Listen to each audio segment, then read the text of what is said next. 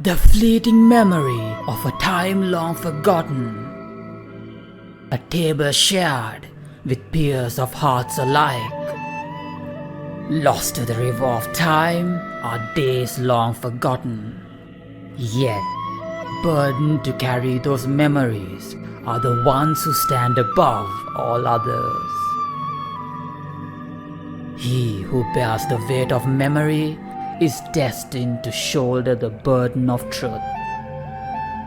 A life of solitude is the price for a life long kept, for that is the contract he set with the heavens themselves.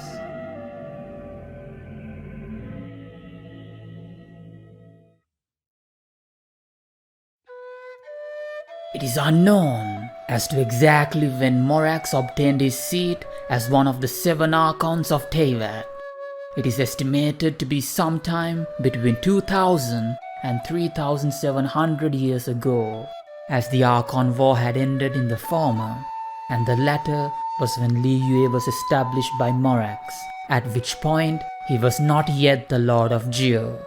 He still remembers vividly the days the last seat of 7 was occupied, and the everlasting war finally came to a conclusion. He reminisces the days he spent with the original 7 that lived with the principle of guiding humanity. The 7 would often meet up to drink wine in Liyue, mostly thanks to Barbatos, the god of freedom that would frequent the other Archons, not as an Archon himself, but more as a tourist. This led to the original 7 forming a bond with each other. Even this, however, would not last forever. As time passed, many of the original 7 would fall due to being unable to withstand the tide of time, and their successors would unfortunately not inherit the same will of guiding humanity. Of the original 7, only Morax and Barbatos remain. Even the hardest of rocks may be worn down after 3000 years. One drizzly day, as the ancient ruler was strolling about Liyue harbor, he overheard a merchant telling one of his workers, "You finished your duties for the day. Go ahead and call it a day." Long did he stand amidst the milling crowd and wonder, "Have I already finished my duties?" To test this out, once he was approached by the Tsaritsa, whose grand ambitions required the aid of all 7 Gnosis, Morax decided to lay down a contract with her. Morax would manipulate the 11th Harbinger's movements into creating a situation in which Liyue would be tested as to see whether it could stand on its own feet without the assistance of its Archon.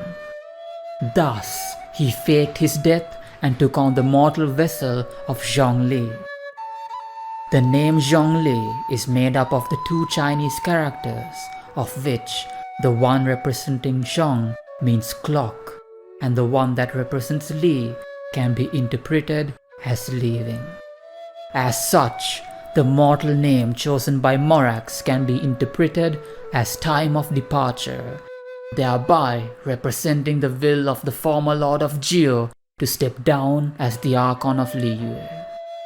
Another instance of this is the Li in Liyue sharing the same character as the Li in Zhong Li, except for one difference. The Li in Liyue has an extra radical that stands for the word king. Zhong Li dropping the radical for king from his name also represents him stepping down as the Archon of Liyue.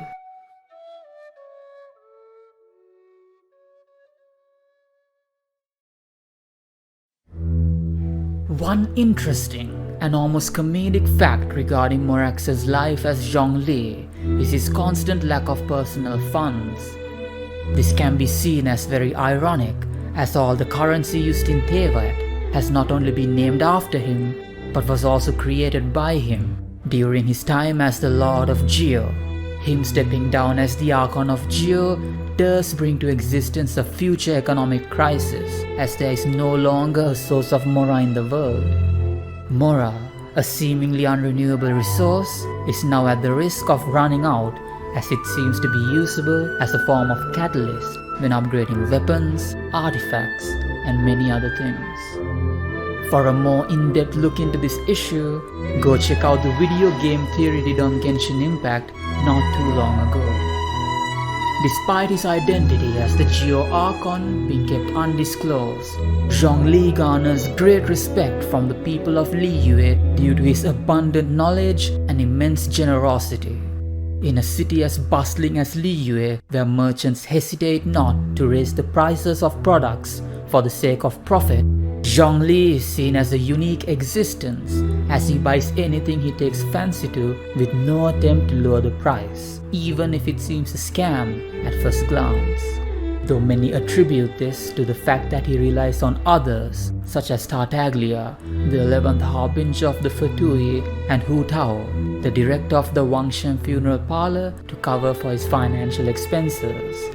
The true reason for this is his view of the human life being immeasurably short in comparison to the life of an adepti. As such, he hesitates not to give his people anything they need in order to live a more peaceful and prosperous life.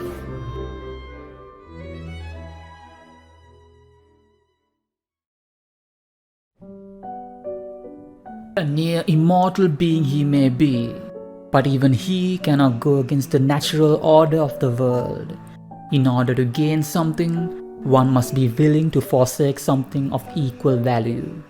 In exchange for his outrageous lifespan, Morax is burdened with having to witness those he cherishes, be it his allies, subjects, friends, or people, all succumb to the river of time. That is the contract he set with the heavens, one he must endure by himself. It's a poetic story, but as the Geo Lord once himself said, even the toughest of rocks are unable to evade the erosion of time, and he himself is no exception. To all you who managed to pull this wise prophet into your team, be it in his initial banner or in his rerun, cherish him well. For regardless of whether Genshin Impact lasts another 5 or 10 years, the former Lord of Geo will most likely not be there to witness the end together with us. But that is a story for another video. If you want to be notified the moment that video gets released, why not consider subscribing and turning on the notification bell? If you enjoyed this video and want to support the channel, hit the like button and tell me what you guys think about the video in the comment section below. Also, do note that this was the second part of Zhong Li's lore. If you enjoyed this video, you will surely enjoy the previous video, which covered a lot more of Zhong Li's early life. So be sure to go and give that video a check.